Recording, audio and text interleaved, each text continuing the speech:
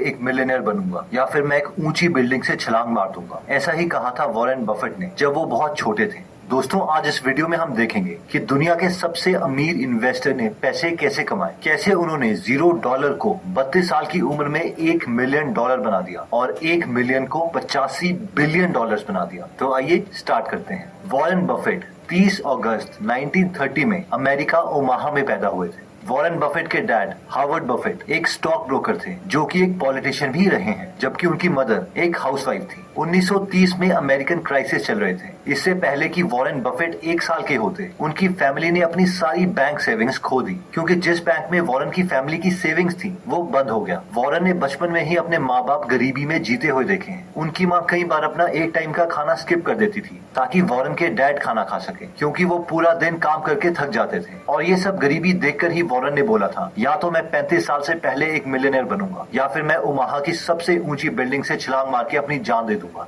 बचपन से ही Warren maths और नंबर्स के साथ बहुत अच्छे थे। स्पेशली वो हर किसी चीज में पैटर्न ढूंढ लेते थे। फॉर एग्जाम्पल, वो बचपन में अपने घर के सामने सारी गाड़ियों के नंबर्स देखते और रात को उन्हें एक कागज में लिखते रहते और ये देखते कि कौन सी कार सबसे ज्यादा बार उनके घर के सामने से गुजरती है। एक बार वॉरेन ने देखा कि एक आदमी उनके घर के सामने लगी मशीन से कोल्ड ड्रिंक ले रहा है और उस मशीन में कोल्ड ड्रिंक्स के ढक्कन पड़े हैं। वॉरेन बफेट ने हफ्तों तक हर रोज वो सारे ढक्कन उठाए और देखा कि लोग सबसे ज्यादा कौन सी कोल्ड ड्रिंक पीते हैं। ढक्कनों को काउंट करने के बाद उन्हें पता चला कि लोग कोका कोला ज्यादा प्रेफर करते हैं। और बहुत सालों के बाद अपने इन्वेस्टिंग करियर में इसी नॉलेज की वजह से उन्होंने कोका कोला के काफी शेयर्स भी खरीद लिए थे। जब वॉरेन बफेट 10 साल के थे और बेंसन लाइब्रेरी में बुक्स पढ़ रहे थे तो उन्हें एक बुक दिखाई दी जिसका टाइटल था 1000 तरीके $1000 कमाने के। उस बुक में पैसे कमाने के काफी आइडियाज दिए थे, लेकिन उनमें से एक आइडिया वॉरेन को बहुत पसंद आ गया और वो आइडिया था कि आप वेइंग मशीन लगा के भी $1000 कमा सकते हैं। आइडिया ये था कि एक मशीन को लगा के उससे जितने पैसे आएंगे उससे दूसरी मशीन खरीद ली जाए और हर बार प्रॉफिट को खर्च करने के बजाय री इन्वेस्ट किया जाए। ये देखते ही वो 7 साल का बच्चा वॉरेन बफेट कैलकुलेशन करने लग गए कि एक वेइंग मशीन उन्हें कितने की पड़ेगी और उसके प्रॉफिट से उन्हें कितना टाइम लगेगा दूसरी वेइंग मशीन खरीदने में। इवन कि वो ये तक कैलकुलेट करने लग गए कि अगर दुनिया का हर इंसान उनकी वेइंग मशीन यूज करता है तो वो कितने पैसे कमा सकते हैं। वॉरेन बफेट ने बचपन से ही काफी चीजें बेचना स्टार्ट कर दिया था, जैसे कि उन्होंने कोका कोला बेची, च्युइंगम्स बेची, मैगजीन्स बेची, इवन सुबह 4 बजे उठकर लोगों को न्यूज़पेपर्स भी दिए। उन्हें बचपन से ही पैसे बनाने की गेम में मजा आने लगा था। बफेट कहते हैं कि पैसे कमाने में फ्रीडम थी, एंजॉयमेंट थी और मैं खुद का बॉस बन सकता था। वॉरेन बफेट को बचपन से ही कंपाउंडिंग के कॉन्सेप्ट से प्यार हो गया था, क्योंकि उन्होंने बचपन में एक राजा की स्टोरी सुनी थी जो कि कुछ इस तरीके से थी। एक बार राजा के पास एक पुजारी आता है और वो राजा से दान मांगता है। वो घमंडी राजा बोलता है कि तुम जितना चाहोगे हम तुम्हें उतना दान देंगे, मांगो, क्या मांगते हो। इस पर वो पुजारी ने कहा कि चेस में 64 खाने होते हैं, मुझे तुम पहले खाने में एक चावल का दाना दे दो, फिर अगले बॉक्स में उसे डबल कर दो यानी 2 चावल के दाने, उसके बाद नेक्स्ट बॉक्स में उसे दोबारा डबल कर दो यानी 8 चावल के दाने,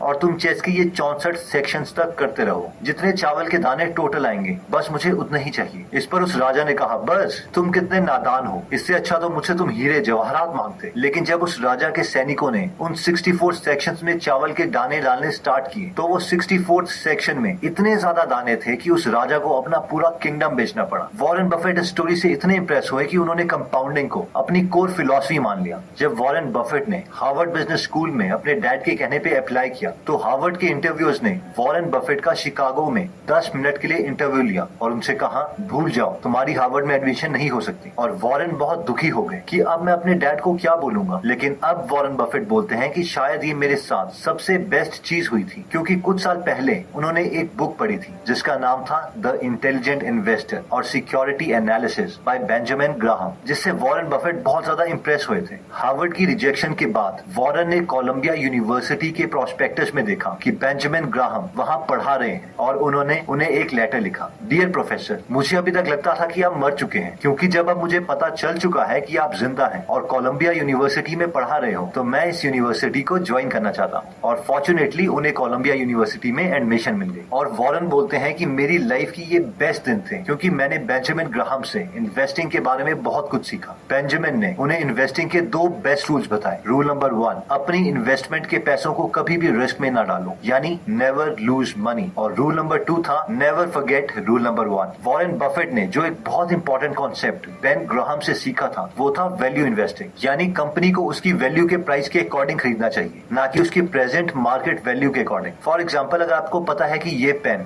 10 रुपए का है और कल को अगर मार्केट आपको वो पेन 20 का बेचती है तो उसे खरीदना नहीं चाहिए, बल्कि वेट करना चाहिए। और जिस दिन वही पेन मार्केट आपको 5 रुपए का ऑफर करने लगे तो उसी वक्त उसे खरीद लेना चाहिए। और जैसे ही मार्केट दोबारा से उस पेन को 10 रुपए का बेच रही हो तो आपको भी वो खरीदा हुआ पेन मार्केट में दोबारा 10 रुपए का बेच देना चाहिए और प्रॉफिट कमा लेनी चाहिए। अब यही फिलॉसफी बफेट ने बड़ी कंपनियों के शेयर्स को खरीदने के लिए यूज करी और बहुत पैसे कमाए। 1956 में वॉरेन ने 25 साल की उम्र में खुद की एक पार्टनरशिप फर्म खोली जिसमें उनके साथ 7 पार्टनर्स थे। मैक्सिमम पार्टनर्स उन्हीं की फैमिली में से थे। सिर्फ 6 साल में यानी 1962 में वो अपने $1,05,000 को अपनी पार्टनरशिप फर्म की मदद से $7 मिलियन में कन्वर्ट कर चुके थे, जिसमें से $1 मिलियन बफेट के थे। यानी सिर्फ 32 साल की उम्र में ही वो एक मिलियनर बन चुके थे। और फॉर्चुनेटली उन्हें एक ऊंची बिल्डिंग से कूदना नहीं पड़ा जैसे कि उन्होंने बचपन में प्रॉमिस किया था। मार्केट में शेयर्स का प्राइस बढ़ रहा था और सस्ते शेयर्स खरीदना मुश्किल हो रहा था, इसलिए बफेट ने कुछ सालों में अपनी पार्टनरशिप फर्म बंद कर दी। वॉरेन को पब्लिक स्पीकिंग से बहुत डर लगता था। वो कहते हैं कि उस वक्त अगर मैं स्टेज में चला जाऊं तो मुझे लगता था कि मैं वॉमिट कर दूंगा। फिर उन्होंने न्यूज़पेपर में डेल कार्नेगी का एक पब्लिक स्पीकिंग कोर्स देखा और उन्होंने वो कोर्स ज्वाइन कर लिया। वॉरेन बफेट के अकॉर्डिंग इससे उनको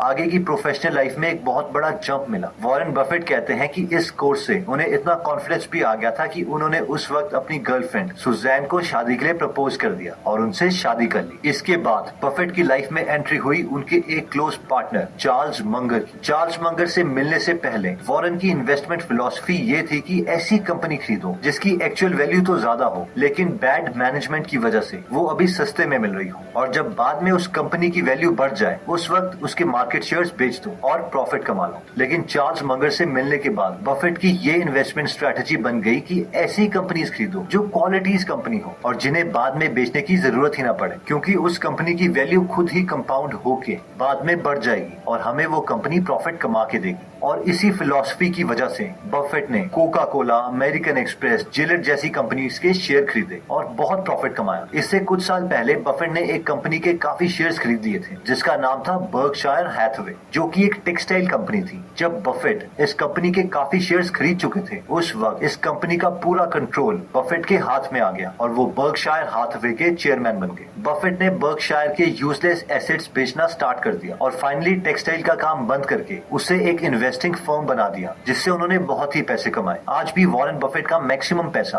बर्कशायर हैथवे में ही है। दोस्तों, वॉरेन बफेट ने एक सिंपल आइडिया लिया, कंपाउंडिंग, और उससे अपनी पूरी लाइफ फॉलो किया। और आज 2019 में वॉरेन बफेट की नेट वर्थ $85 बिलियन के करीब है। और ये वही लड़का है जिसकी माँ को कम पैसों की वजह से अपने एक वक्त का खाना स्किप करना पड़ता था। क्या आप जानते हैं कि वॉरेन बफेट और बिल गेट्स आज बेस्ट फ्रेंड्स हैं? जी हाँ, और इस कहानी की शुरुआत कुछ इस तरीके से हुई थी। एक बार बिल गेट्स की मदर मैरी बिल गेट्स को बहुत कन्विंस कर रही थी कि वो हुड कैनाल में फैमिली मीटिंग के लिए आए और वहाँ पर वॉरेन बफेट से मिले। लेकिन बिल गेट्स बहुत रेजिस्ट कर रहे थे क्योंकि वो वॉरेन बफेट से मिलना नहीं चाहते थे, क्योंकि बिल गेट्स सोचते थे कि वॉरेन बफेट बस एक ऐसा आदमी है जो सिर्फ स्टॉक्स को खरीदता है और बेचता रहता है, और उन्हें नहीं लगता था कि उनसे मिलके उन्हें कोई एक्चुअल में फायदा होगा। लेकिन फाइनली बिल गेट्स लंच में आने के लिए मान गए और बिल गेट्स जैसे ही वॉरेन बफेट से मिले उन्हें पता चल गया कि वॉरेन बफेट अच्छे और इंटेलिजेंट इंसान है और वो दोनों बहुत ही जल्दी बेस्ट फ्रेंड्स बन गए। उस वक्त बिल गेट्स के डैड भी लंच में मौजूद थे और उन्होंने वॉरेन बफेट और बिल गेट्स को कहा कि तुम दोनों अपनी लाइफ में बहुत ही सक्सेसफुल रहे हो। फिर उन्होंने उन दोनों को एक पेपर और एक पेंसिल दिया और कहा कि एक ऐसी कौन सी चीज है जो तुम मानते हो जिसकी वजह से तुम दोनों सक्सेसफुल रहे। जब बिल गेट्स के डैड ने उन दोनों के पेपर को देखा तो उन दोनों ने पेपर में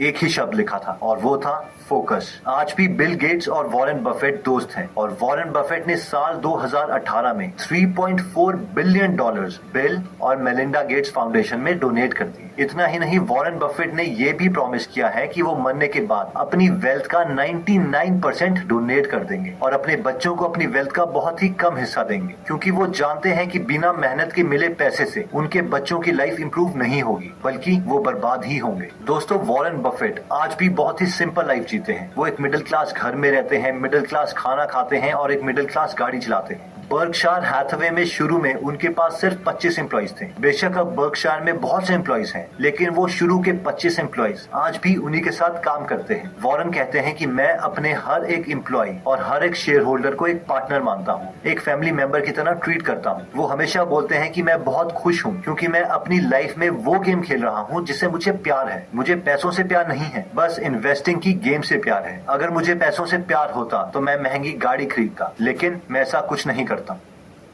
मैंने एक नया बिजनेस से रिलेटेड चैनल बनाया है जिसे आप डिस्क्रिप्शन में